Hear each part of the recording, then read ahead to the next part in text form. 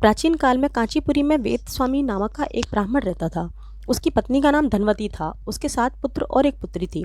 पुत्री का नाम गुणवती था। ब्राह्मण ने 7 पुत्रों का विवाह करने के बाद बेटी के लिए वर तलाश करने के लिए अपने सबसे बड़े पुत्र को भेजा। उसने एक ज्योतिषी को कन्या की कुंडली दिखाई। उसने बताया कि विवाह होते ही कन्या विधवा हो जाएगी। ज्योतिषी की बात सुन ब्राह्मण दुखी हो गया और उसने इसका उपाय पूछा। उपाय पूछे जाने पर ब्राह्मण ने बताया कि सिंघल द्वीप पर एक सोमा नामक धोबन रहती है।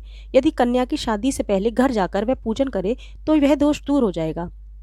ब्राह्मण ने गुणवती को अपने सबसे छोटे पुत्र के साथ सिंघल द्वीप भेजा। दोनों सागर किनारे पहुंचकर उसे पार करने की कोशिश करने लगे। जब समुद्र को पार करने का कोई रास्ता नहीं मिला तो भूखे प्यासे एक वट वृक्ष के नीचे आराम करने लगे। पेड़ के घोंसले पर एक गिद्ध का परिवार रहता था। उस समय घोंसले में सिर्फ गिद्ध के बच्चे थे। वे सुबह से ही भाई बहन के क्रियाकलापों को देख रहे थे। शाम को जब गिद्ध के बच्चों की माँ भोजन लेकर घोंसले में आई तो वे भाई बहन की कहानी बताने लगे। उनको सुनकर गिद्ध की माँ नीचे बैठे भाई बहन पर दया आ गई और बच्चों को आश्वासन दिया कि वह उसकी समस्या का समाधान करेगी। यह सुनकर गिद्ध के बच्चों ने भोजन ग्रहण किया।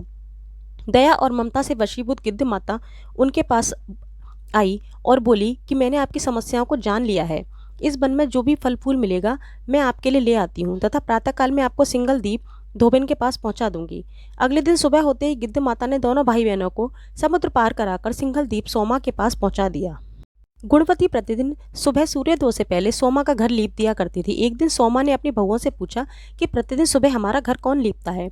बहुओं ने तारीफ बटोरने के लिए कहा कि हमारे अलावा ऐसा कौन कर सकता है, लेकिन सोमा ने उनकी बातों पर यकीन नहीं हुआ और यह जानने के लिए वह पूरी रात जागती रही। तभी सुबह उसकी गुणवती ने को घर साफ करते हुए देख लिया। इससे उसने उसकी परेशानी पूछी। गुणवती ने अपनी परेशानी को बताया, जिसे सुनकर सोमा चिंतित हो गई और उसके घर जाकर पूजा पाठ करने के लिए तैयार।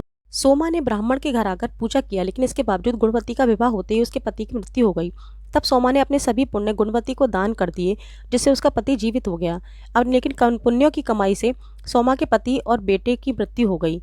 सोमा ने सिंगल धूप लौटते हुए रास्ते में पीपल वृक्ष की छाया में विष्णु भगवान का पूजन कर 108 पीपल की परिक्रमा की। इससे पुण्य प्रताप से परिवार के सभी सदस्य जीवित हो गए।